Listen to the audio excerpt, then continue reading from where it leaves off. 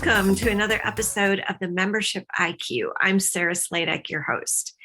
And today we are talking about value propositions. It's a hot commodity right now in membership associations as they are struggling to figure out what their value is in a really rapidly changing marketplace.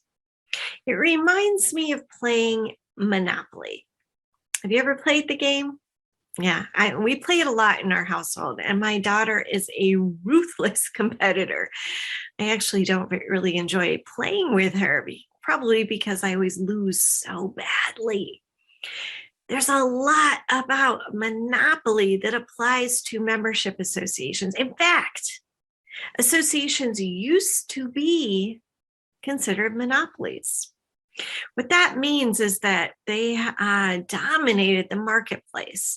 They didn't have a whole lot of competition. It was easy for them to succeed and to compete. As changes occurred, it would seem like they were rolling a bad set of dice in the game of Monopoly. The more they rolled, the more challenges came up. All of a sudden, you're starting to hear things like, people don't want to join. They're not joiners. We've had 10 years of flat or declining membership. Our membership is aging.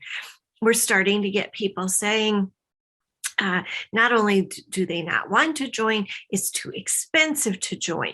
And then you throw in things like economic shifts and demographic shifts and pandemic, and all of a sudden your game of Monopoly is in the toilet and you're down $3 million to a 15-year-old.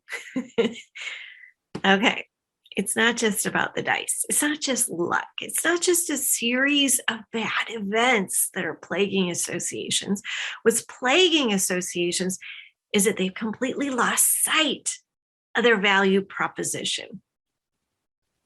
A must-have value proposition immediately explains to people why they should join the association, why membership matters, and what kind of return on investment they will receive as a result of being a member. And that's really tricky. It's tricky because for years, for decades, actually for centuries, associations ran pretty much the same. They had this model where, well, our doors are open, come on in.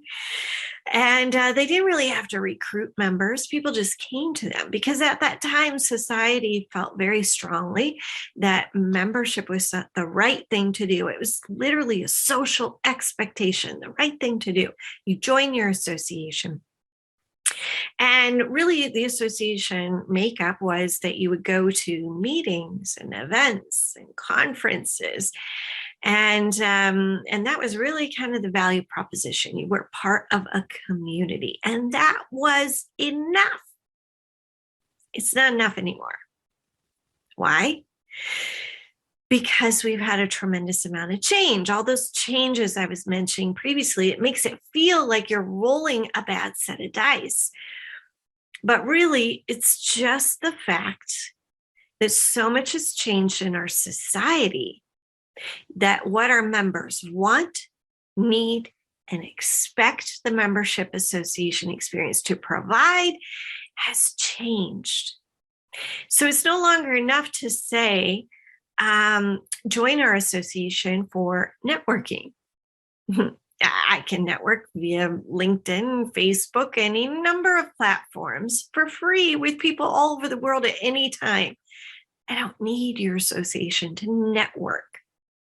Okay, join our association for the advocacy.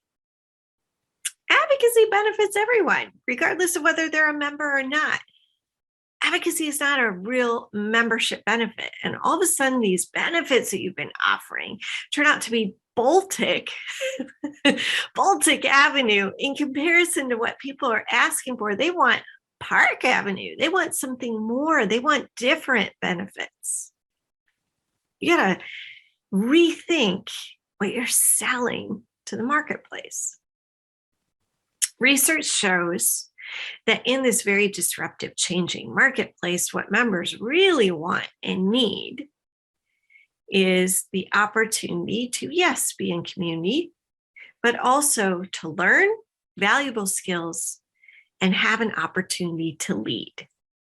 And when you are learning and when you are leading, you actually become more engaged in the community. You feel a deeper connection to the association. You feel that there's real return on your investment, and all of a sudden you're more likely to re-engage and continue to show up and be involved. All of a sudden your association has a monopoly on the marketplace once again. Like it or not, it's really interesting to look at how society changed in terms of parenting, because like it or not, parenting even shifted during these past few decades. We have raised children to be young adults. They've kind of skipped over childhood and traditional adolescence to have to think about really big, significant global issues. They're being marketed to from a young age to we have to get these young people into our careers and our industries. We need a workforce development pipeline. We need our members to be learning and leading much earlier than ever. But also when they get to a certain career stage, they're having to continue to hone those learning skills and leadership opportunities because change is happening at an ever faster pace. We're not just moving into a workforce and sitting back and saying, yep, I got it handled. I know it all. No. With a disruptive, innovative, ever-changing social environment, we all are looking to our associations to provide a greater return on our investment. The game has changed, and it's time for you to catch up and stop thinking, ow, what a streak of bad luck. You got to be strategic about what you're offering your members. You got to get back to that must-have membership value so you too can win that game of Monopoly and become a Monopoly once again. Thanks for tuning in. I'm Sarah Sladek, and this is the Membership IQ.